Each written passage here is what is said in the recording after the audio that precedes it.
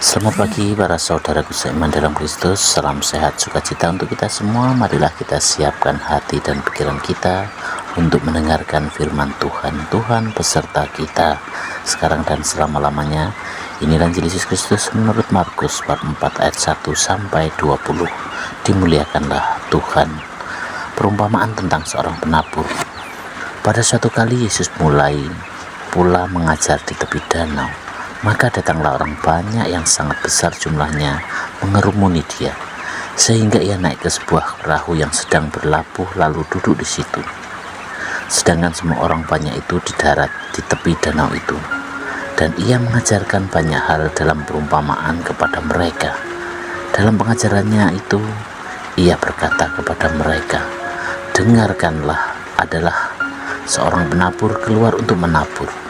Pada waktu itu ia menabur sebagian benih itu jatuh di pinggir jalan. Lalu datanglah burung dan memakannya sampai habis. Sebagian jatuh di tanah yang berbatu-batu, yang tidak banyak tanahnya. Lalu benih itu pun segera tumbuh, karena tanahnya tipis. Tetapi sesudah matahari terbit, layulah ia dan menjadi kering karena tidak berakar. Sebagian lagi jatuh di tengah semak duri, lalu makin besarlah semak itu dan menghimpitnya sampai mati, sehingga ia tidak berbuah. Dan sebagian jatuh di tanah yang baik, ia tumbuh dengan suburnya dan berbuah. Hasilnya ada yang 30 kali lipat, ada yang 60 kali lipat, ada yang 100 kali lipat." Dan katanya, "Siapa mempunyai telinga untuk mendengar, hendaklah ia mendengar."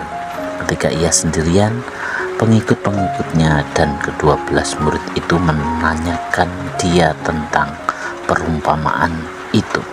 Jawabnya, "Kepadamu telah diberikan rahasia kerajaan Allah, tetapi kepada orang-orang luar segala sesuatu yang disampaikan dalam perumpamaan, supaya sekalipun melihat mereka tidak menanggap, sekalipun mendengar mereka tidak mengerti, supaya mereka jangan berbalik dan mendapat ampun." Lalu ia berkata kepada mereka, "Tidakkah kamu mengerti perumpamaan ini? Kalau demikian, bagaimana kamu dapat memahami semua perumpamaan yang lain?" Penabur itu menaburkan firman. Orang-orang yang di pinggir jalan tempat firman itu ditaburkan ialah mereka yang mendengarkan firman.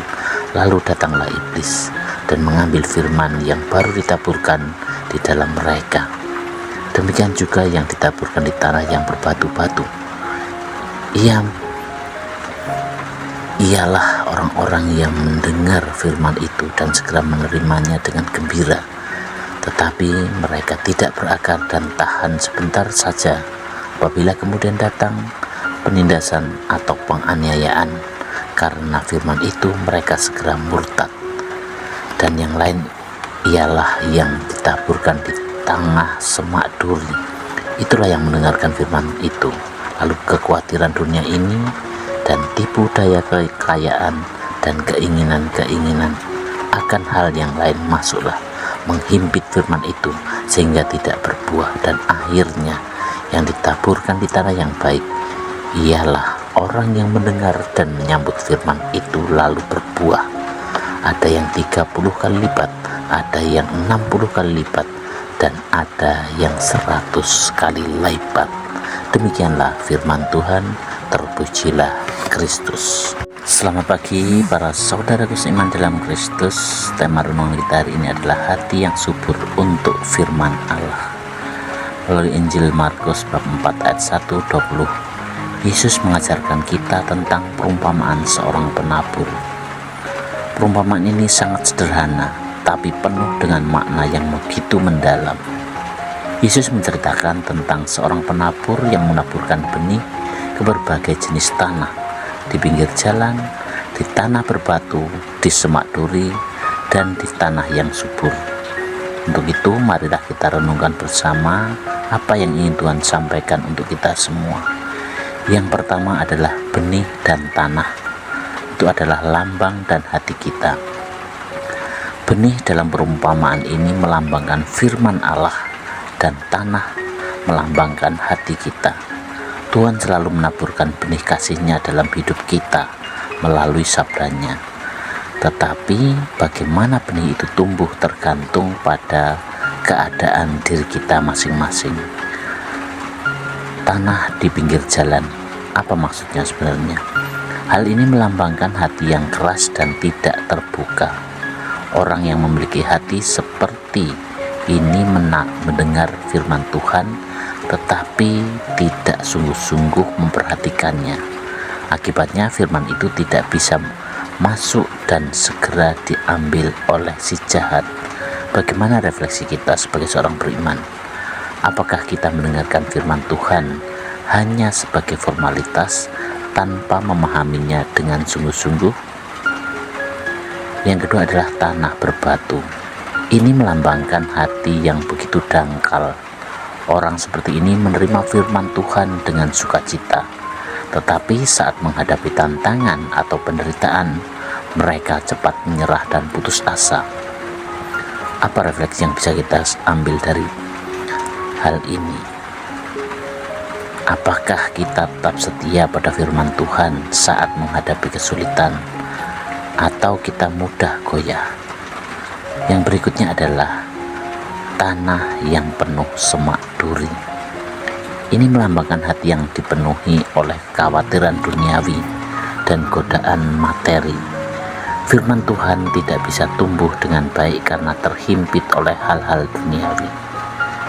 Nah, yang bisa kita refleksikan adalah apakah kita terlalu sibuk dengan urusan duniawi sehingga melupakan Tuhan?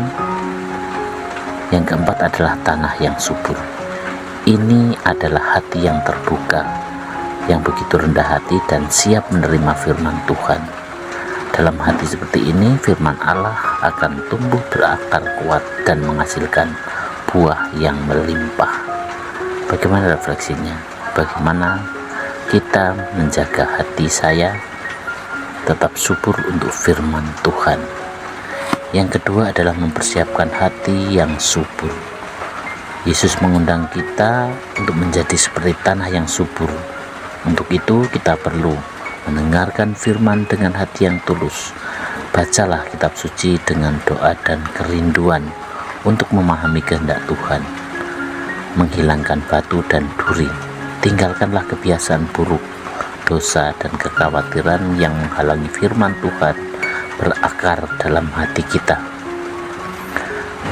Bertekun dalam iman, janganlah menyerah saat menghadapi tantangan.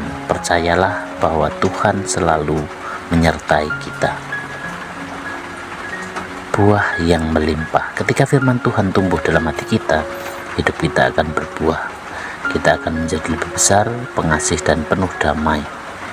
Hidup kita akan menjadi kesaksian yang nyata tentang kasih Tuhan kepada orang lain. Untuk itu, marilah kita menjadi tanah yang subur.